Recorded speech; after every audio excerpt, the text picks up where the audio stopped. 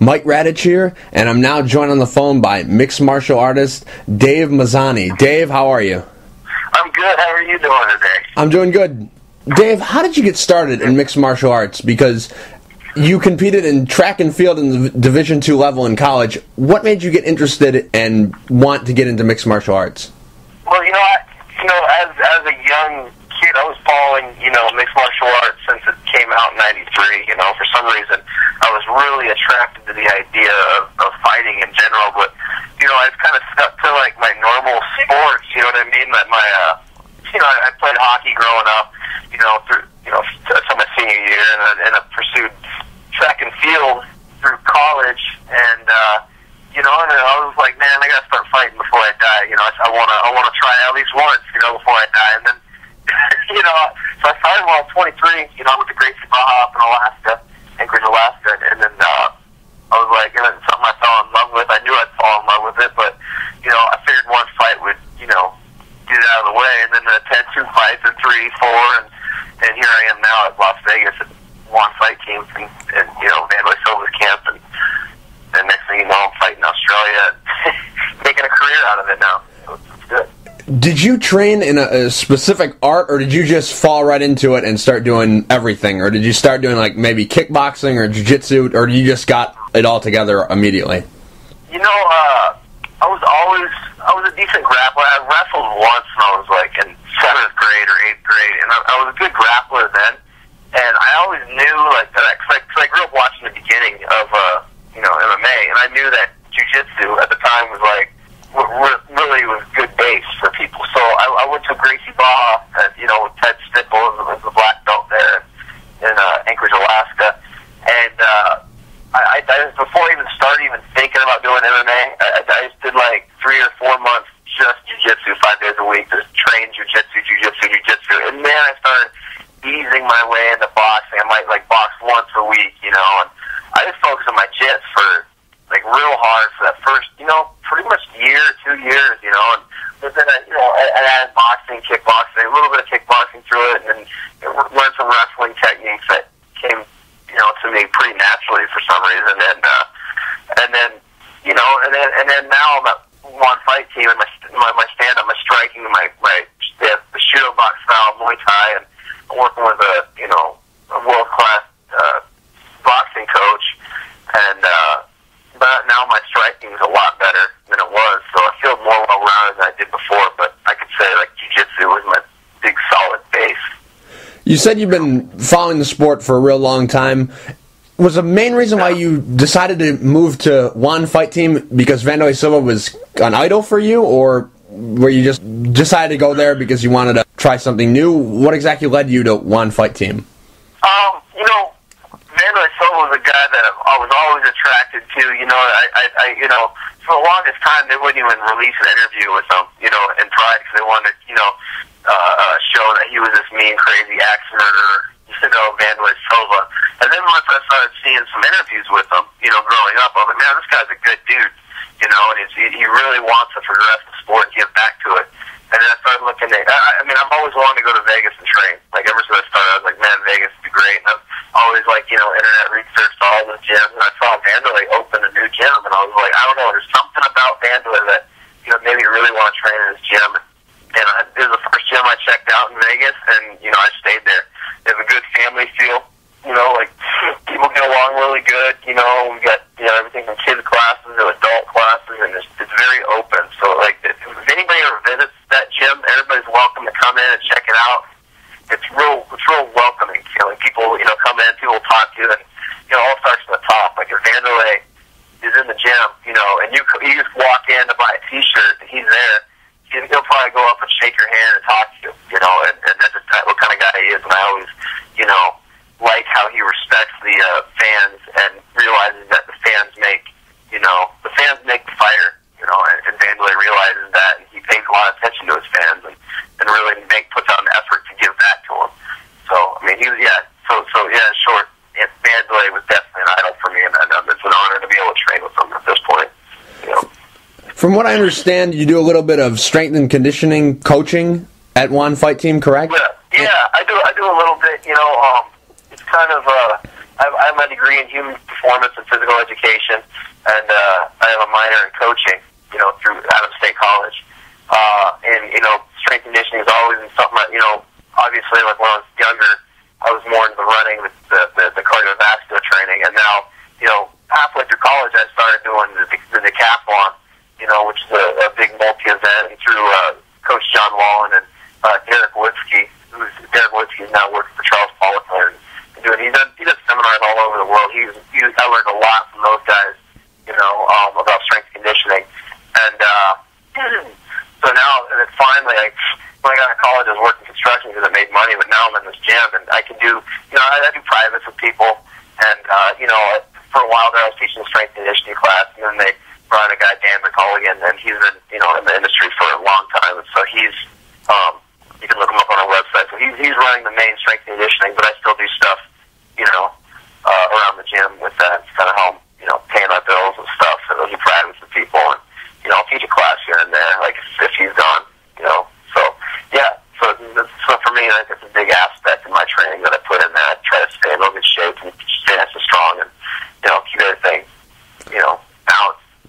Did you fight in the amateur ranks, or did you just go pro immediately? You know, it's funny, like, in Alaska, there really wasn't, like, amateur. Like, it was weird. We just fought, you know, and then we got paid money. So, I mean, technically, there's a couple fights that I had that they weren't recognized as pro fights, so, I mean, I still got paid money for them, I guess. So, you know, so I guess we started right off the bat, but I mean, the beginning of my career wasn't very, you know, it wasn't, I mean, the beginning of my career, the beginning pro fights weren't like pro fights here in Vegas.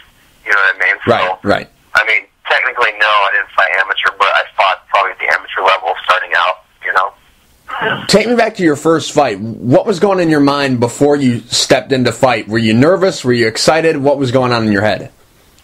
You know, I just had that nervous excitement, you know, but, you know, it honestly felt pretty similar to, you know, like when I get on the line ready for a race, you know, and the decathlon, and you know, when I was running distance or running a mile, it was weird because, you know, it translated over all right, you know, because I've been competing my whole life. I played hockey, and I wrestled that little bit, cross-country skied. I cross-country skied competitively, you know, and track and field competitively, and I sort of came in with that mentality, man. Like, it wasn't, you know, it was bad. It was real tense, you know, and I felt real good. But actually, my first fight, I put the guy in a tie clinch, and I knocked the guy out real quick. And I honestly thought I was going to take him down arm or something, but I don't know. It was funny because honestly, like, before that fight, I was watching a lot of Vandalay Silva, and we didn't really have a Muay Thai coach, and I sort of like just copied what he did from watching his tape. You know, I copied, you know, in training, and like said, okay, he does this and he does that, and I ended up knocking somebody out with a knee, you know, like Vandalay Silva did. So that was my first fight. I was like actually, you know, thinking, you know, okay, you know, I want to emulate this man, you know, and it was actually a big knockout, which was pretty cool because after that, then I started submitting people and playing more of a jiu-jitsu game. But it was funny, my very first fight, it was like a vicious, you know, cold knockout, which makes me laugh kind of. Now, your first loss, when that happened, were you devastated, or were you thinking, well, you know, not everyone can win every fight? I mean, you strive to win every fight, but, you know, was it a learning experience? What exactly went on when you had your first loss? How'd you take it? Man, fighting is like is the most pressure of any sport I've ever competed in. Like, you have a bunch of people watching you. You're fighting a guy, which is like probably, in my opinion, the biggest test of, you know, manhood. You know what I mean? You know, if I lost a race with somebody, I would be like, yeah, I could beat that guy up. You know what I mean? Right.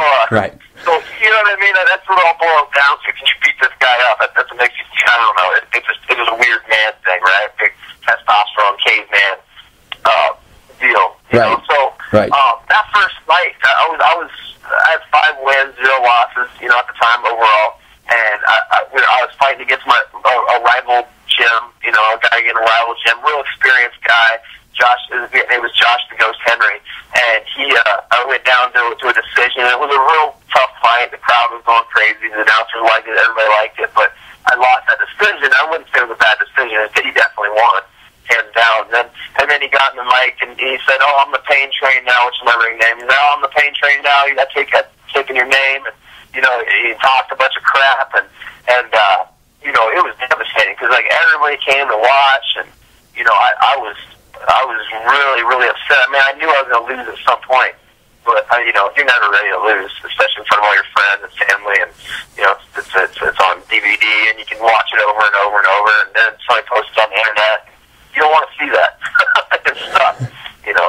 But you know, you learn more from a loss than a win. So went back to the drawing boards and started trying to improve my game. Is that how you take all your losses, as a learning experience? Because a lot of guys come back even better from losses. Is that how you feel? Absolutely. I mean, from a loss, a win, whatever, you learn about yourself every fight. You know, you can drill and train and spar, everything, but you don't know how you're going to act, or you know what. You don't know if that left hand's going to drop. You know, when you're throwing your right, if you don't see it in some game film. You know, that's why I always want a DVD, so I can sit there and study my fight and say, okay, this is what I need to work on, man. Like, you realize your tendencies, you realize, you know, where you fell short in certain areas. Win or loss, man, every fight you learn tons, you know, and if you're not learning and you're not adapting, you're not changing, you know, you're going to be behind the curve real fast. Because the sport changes and people are studying you, man. Like, if you're not a different fighter every time, you know, people will figure you out real fast, and you're going to take another loss. You know, so yeah, absolutely. I try to make it as positive as possible.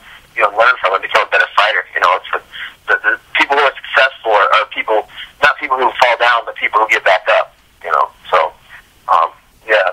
I mean, some people, if you get tired of starting over all the time, just don't give up. You know, like don't back down, and you know, you won't have to start over again. You know, just keep going at it, jump up the bit, and you know, that's where success is. You know, in my mind.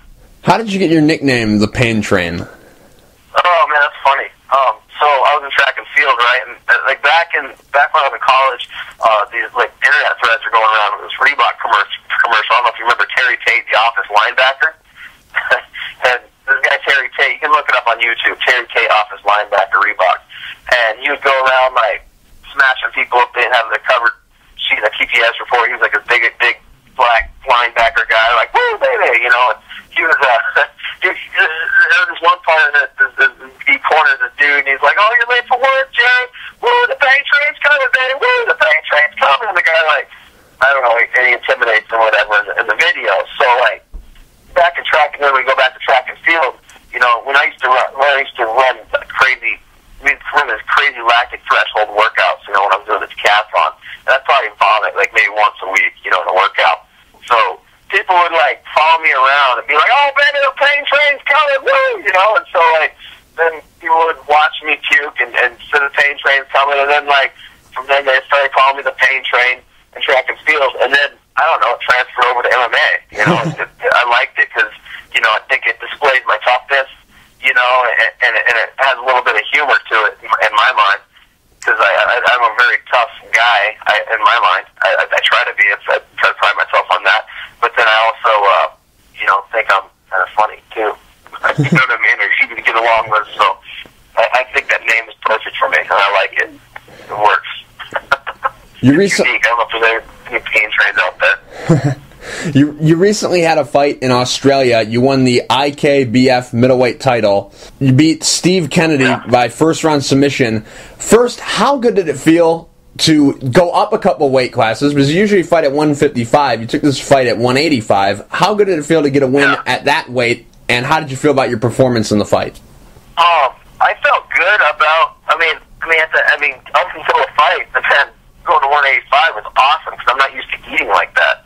I got to eat, you know, as much as I wanted. And, you know, of course I was eating clean, but my proportions are big, and I was having a good time, you know, traveling. You know, because I traveled to South Africa at one point, you know, but I was cutting down to 160 at a catch weight. That sucked. I mean, that was terrible. But this time I got to eat as much as I wanted. Then I got to weigh-ins, like, okay, this guy's big. It's going to be fun. You know, 5-round big dude. You know, because I didn't have enough time to, like, you know, hit the weight room hard and put on a little bit extra mass. You know, I was sort of at my walk-around weight. You know, I was walking around about 185, you know. So anyways, the fight was good. I mean, I sort of planned on taking it easy for a little bit with this guy and feeling him out. And I played the bottom. I was perfectly comfortable on the bottom with him. And, you know, I climbed up the cage a few times, and he took me down.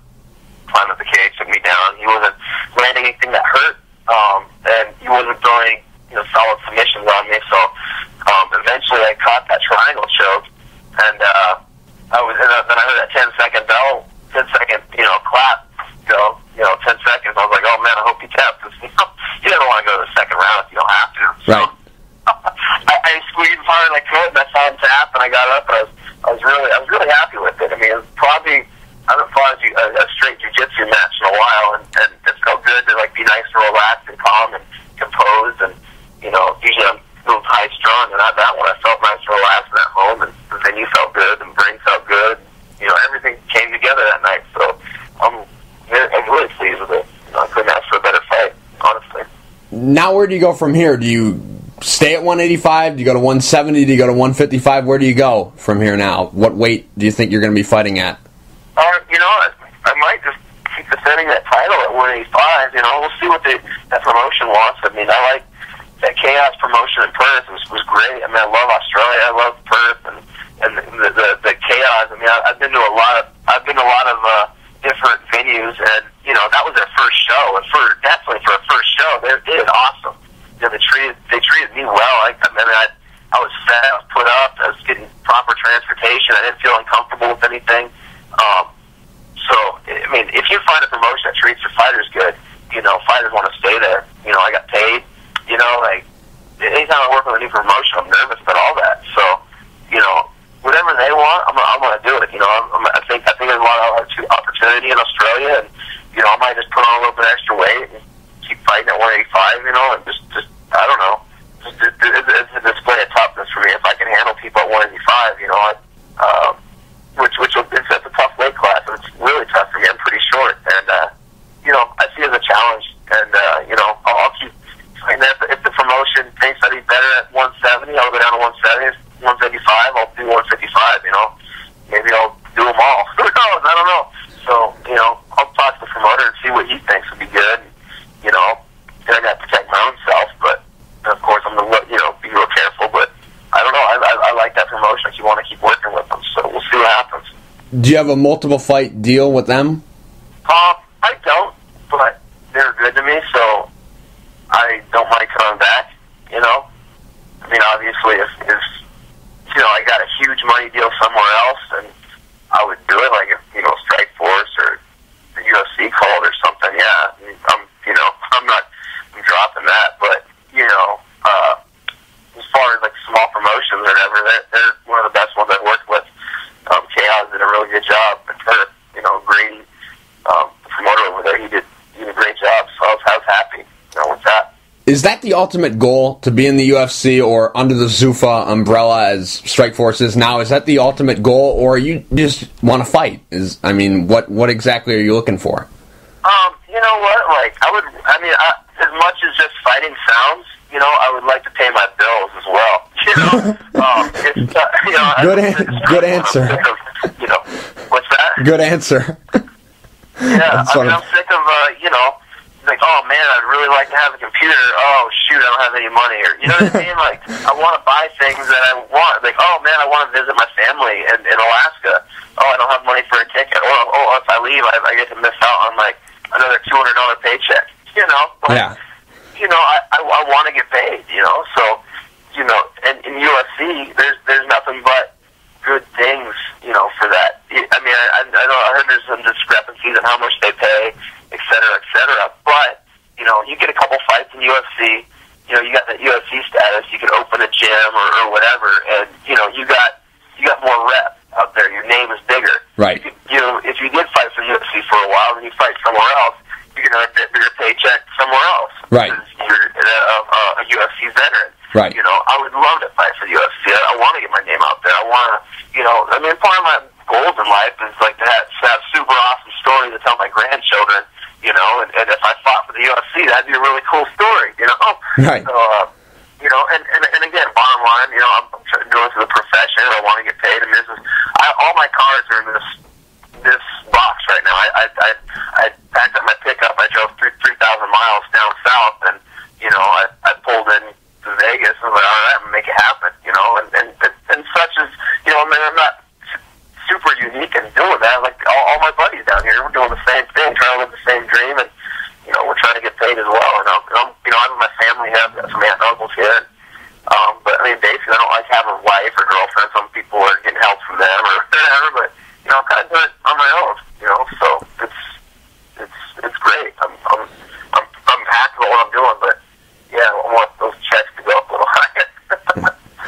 Dave, when can we expect to see you back in the cage or the ring? What is a timetable for you to get back? Are you looking as soon as possible? Do you have a date that your management is maybe keeping in mind for you? When do you expect to return?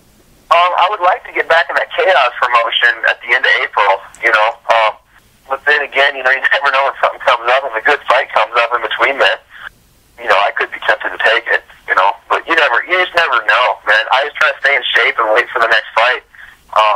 Unfortunately, a lot of times when you're not in the UFC, if you're not in the UFC, or say you're somewhere like Vegas where you don't have like a home promotion that's going to sit there and feed you fights and build you up, from ground up, you're just taking fights last minute. You're taking 2 weeks notice, 3 weeks notice, sometimes 4 weeks notice if you're lucky, so you never know. It makes it uncomfortable, but I mean, that's just what you got to do. So I'm happy that they're talking about bringing me back at the end of April for I think 28th in Perth, Australia, in a Chaos promotion. I'm glad I got a goal to look at, but if something happens in between, I might take it. Who knows? You never know. Right. You might want that paycheck. Yeah, definitely. Dave, real quick before I let you go, do you have any sponsors you'd like to thank? Anything you want to say to the fans? Absolutely.